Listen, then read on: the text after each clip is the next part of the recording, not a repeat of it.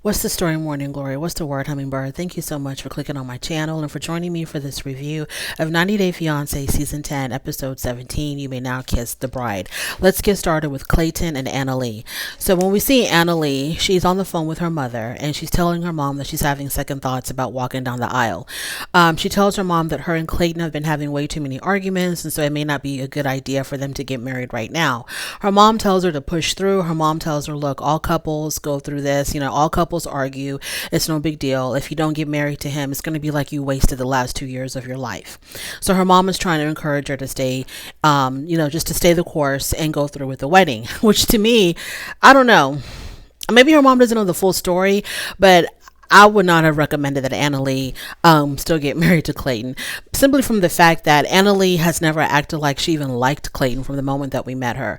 I don't know exactly what their relationship has been built on, what kind of foundation they had when they first met, but I've never seen Annalie act like a woman in love, a woman who couldn't wait to spend the rest of her life with this man. She has never acted like that, not one time with him. She's always been trying to avoid him. It took forever for them to finally get intimate because she was constantly making up excuses. First it was, because his mom was in the room, but then when they went away for their little getaway, she still didn't want to do anything with him. It wasn't until they went to whatever state that they're in right now, I think, where they're getting married, when they finally had a relation. So it took forever for that to happen. I don't see any chemistry between these people. She talks about how, basically, he's kind of boring. He doesn't have much of a life. She says that, he spends way too much time playing video games. He's got the mom that lives in the closet. The sister already told her, Clayton's sister already told her, that if you think that the mom or our mom is ever going to be moving out, you got another thing coming, because Clayton and his mom are like a packaged deal. Wherever you see one, you're going to see the other. So even if one of them moves out, they're going to end up moving out together. So just giving you a heads up, girl. So I would not recommend for this wedding to go through, but we'll see what happens. So the day of the wedding, we see Clayton and his best friend, who's also the best man at the wedding. He is in the area, or in the room where the wedding is actually going to be taking place, where all the guests are going to be sitting.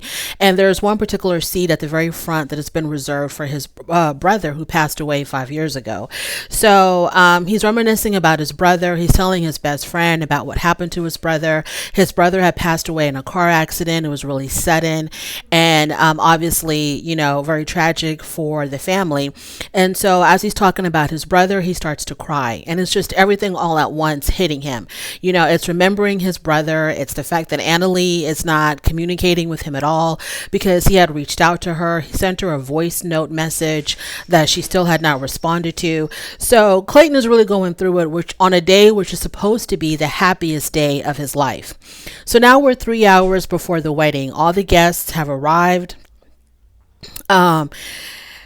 Clayton is up at the altar with his best man, and there is no sign of Annalie. When we do see Annalie, she is in the room by herself. She's still contemplating what needs to be done. She's still contemplating on whether she needs to go through with this or not. She says that she's filled with a lot of anxiety. She has a lot of nerves, and it seems like she's still trying to figure out if she should go through with this wedding or not. What I don't understand is, where is the makeup artist and the hairstylist, which they should have already been there by now? What happened to them? We don't see any footage of them looking for Annalie or trying to get into the room that she's in, or asking Clayton, hey, we're here, where's the bride? So something makes me think that the scenes that we saw of Annalie on that bed, trying to contemplate whether or not she needs to go through with the wedding, I think those scenes were not really showing what was going on in real time. I think the makeup artist and the hairstylist did show up, and that she was actually getting ready for the wedding. I think she's going to go through with it, because I'm thinking, if she's locked up in this room, what the hell happened when the hairstylist and the makeup artist showed up? Wouldn't have somebody have talked to them and say, hey, we don't know what's going on with our bride. She's locked up in the room. She's not communicating with anybody. I don't know. Just the whole thing to me just seems like built up for this dramatic effect, like she's possibly contemplating going back to Peru, not going through with the wedding, but I think at the end of the day she is going to show up. So an hour before the wedding, she still hasn't shown up. Clayton hasn't heard from her. The guests start coming in. Now we're 30 minutes after the start time of the wedding. She's 30 minutes late, and there is still, a no call, no show for Annalie. She has not reached out to anybody. Nobody knows what the hell is going on.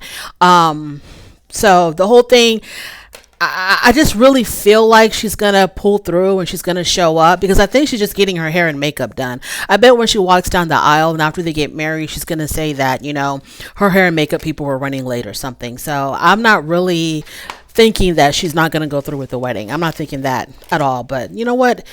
They could prove me wrong. And if I am wrong, it would be the first time that I'm happy to be wrong, because I don't think that Clayton and Annalie should be getting married at all.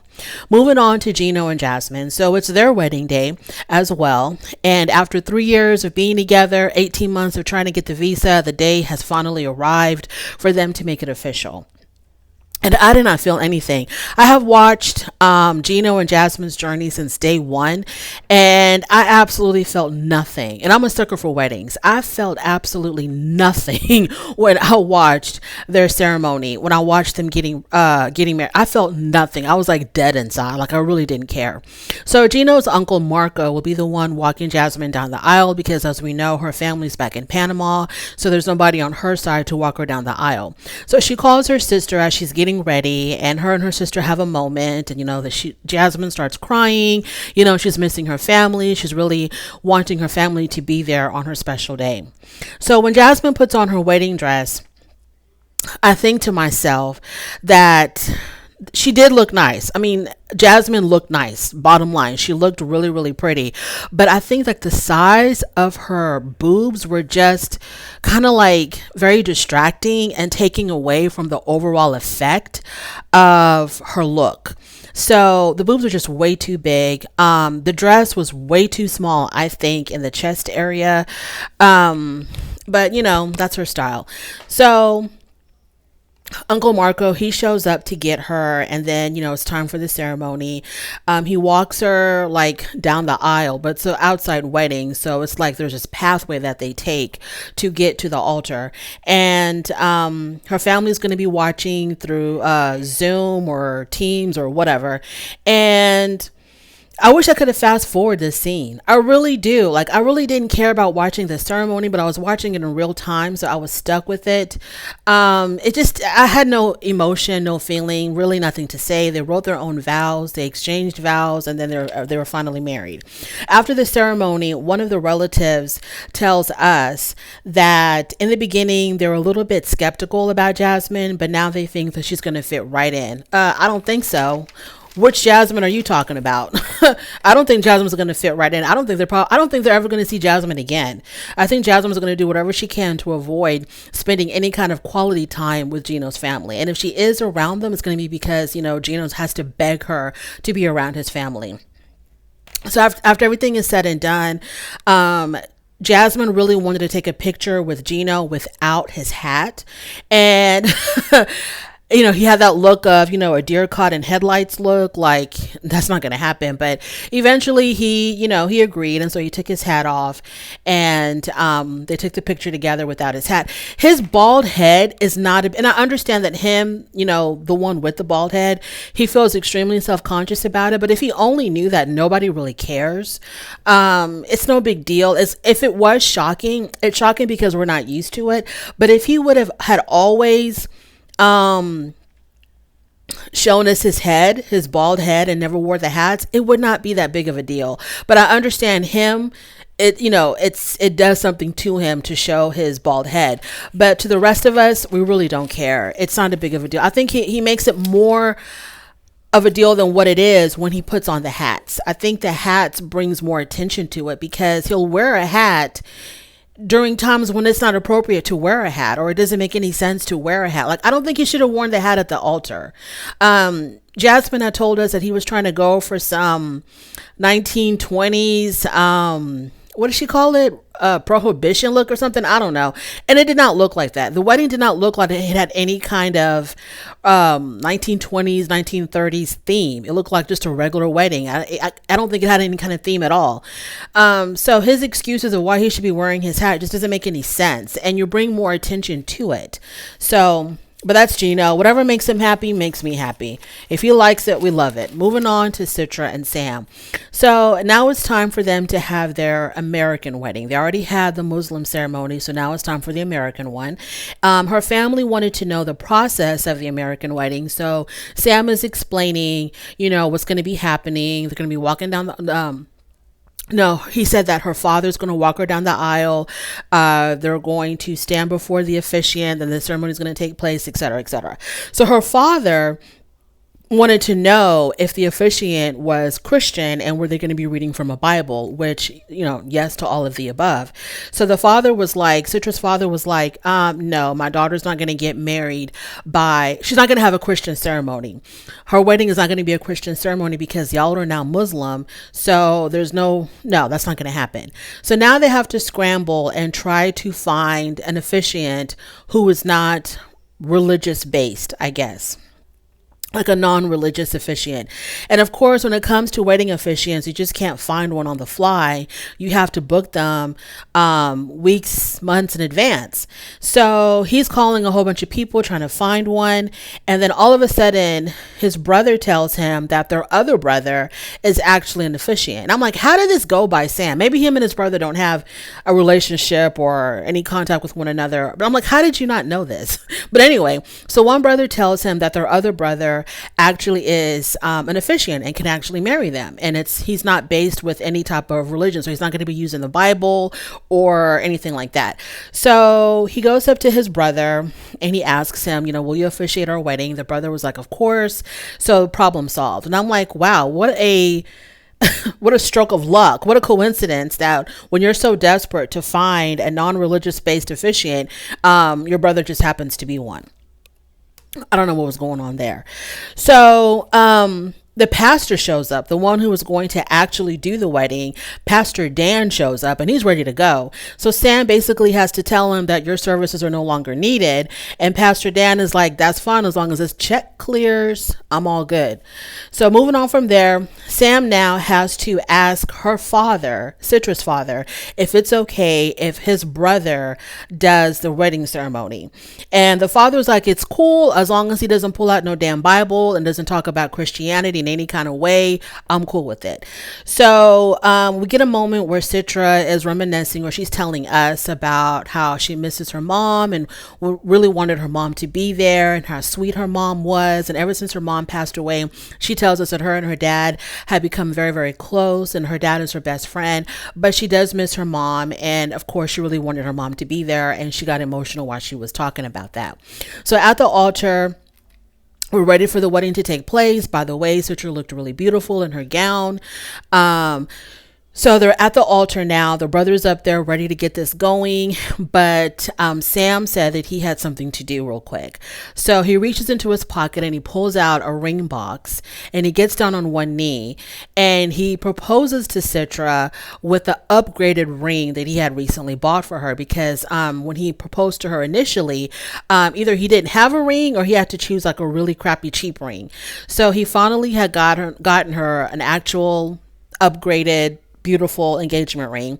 And so he gets on one knee, he proposes to her, and he's like, Citra, will you marry me? And Citra is like, of course, I'm already here. Let's get this going. So they get married, and again, because this is the American version and everything is wonderful. So now they themselves are also officially married. Moving on from there, we have, I think this is where we talk about Igor and Nikki. Okay, so Igor and Nikki. Nikki's happy to announce to us that the night of their engagement party, that particular night, her and Igor made whoopee. And so I'm thinking to myself, Nikki, do you not see what's happening here? Like, the fact that you have to announce it every time that you and him are intimate just shows how abnormal your relationship is, because like normal couples don't announce that because it's just, part of everyday life. The fact that you always have to tell us whenever y'all are intimate, that's really sad. I'm really sad for you, Nikki, because of the fact it just proves that how rare it happens between the two of you, and when it does happen, it's like a big deal to you because you're thinking it's never going to happen again. So when it does happen, I guess it surprises you, and you need to share it with the whole wide world. And it's just really sad that your relationship is like that. So it's her last day in Moldova. They stop by Igor's mom's house to say goodbye to her. The mom gives her a farewell present, and gives her a really warm and loving goodbye. And Nikki tells us how lucky she is that she found a heterosexual man who accepts her and whose family also accepts her. And the fact that, they live in this really small conservative town, she just feels like, really lucky, because it means a lot to her as a trans woman to be accepted by Igor, to be accepted by his family with the type of beliefs that they hold, or the way that they were raised, or whatever they're surrounded by. They still accept her for who she is. And so she feels, really good that she, has experienced this as a trans woman. So now it's time for them to say goodbye at the airport. They're at the airport, and Igor and his Mr. Rogers sweater, he gives his final farewell to Nikki. It's very emotional. They're hugging, they're kissing, and she finally walks away to get on her plane. And Igor tells us that Nikki is his future, his life, etc., so on and so forth. I'm not buying it. I don't buy it. I don't buy the Igor and Nikki story at all. I think that he is still with her only for the money.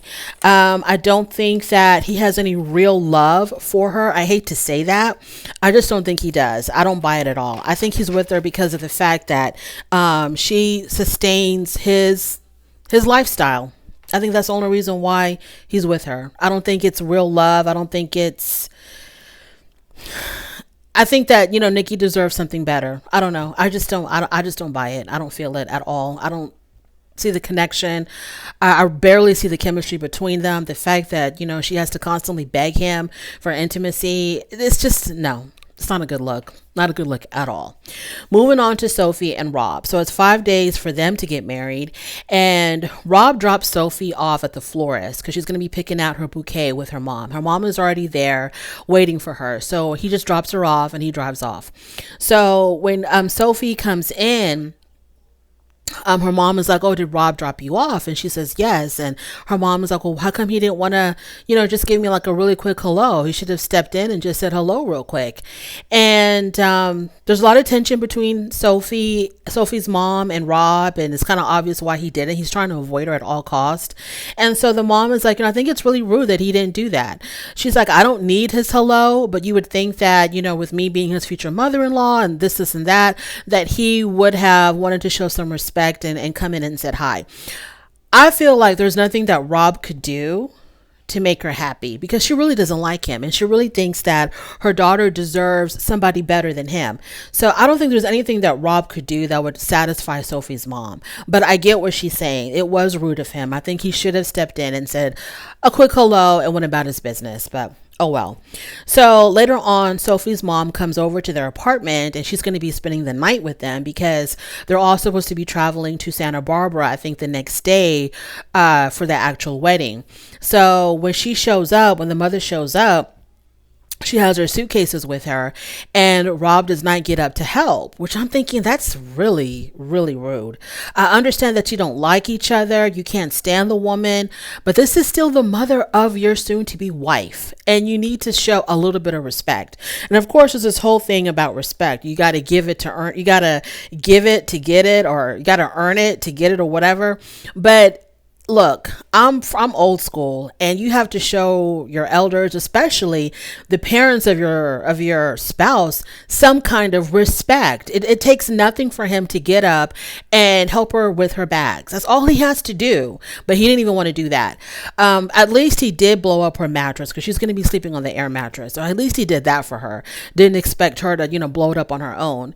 But the tension is thick. Thank gosh the woman lives in England, so that they don't have to cross paths ever again. But this is when Rob shows his immaturity, because I think there was even a scene where Claire, Sophie's mom, was trying to engage with him, and he was still not having it. He was still like being kind of cold towards her. And I think this is a sign of him being immature. And it's just a sign of him not being able to control his emotions. I understand it's a very bitter pill to swallow, to have to engage with your future mother-in-law, but that's what you're just going to have to do. You're going to have to do that. It doesn't take much to be polite. And I know that deep down inside, he can't stand this woman, and he's fighting all of these negative emotions towards her. But you have to be the bigger person. And it's a sign of being an adult, and it's a sign of showing maturity when you can just say, hello, how are you? Let me help you with those. And that's it. You don't have to get into an hour-long conversation with her. You don't have to ask her how her day went, and have this deep, intense conversation with her. You just, hello, how are you? Let me help you with those, and you can go about being moody. But that's just too much to ask for Rob. Other than that, it was a so-so episode. It was whatever. I'm so tired of this show. I am so tired of it. I cannot wait for the tell-all. We are on episode 17. I wonder if it's going to go up to 20 episodes. It's a lot. Thank you so much for joining me. I really do appreciate it. On your way out, please don't forget to rate the video. If you like this content, please subscribe to my channel, and I'll definitely talk to you later. Bye.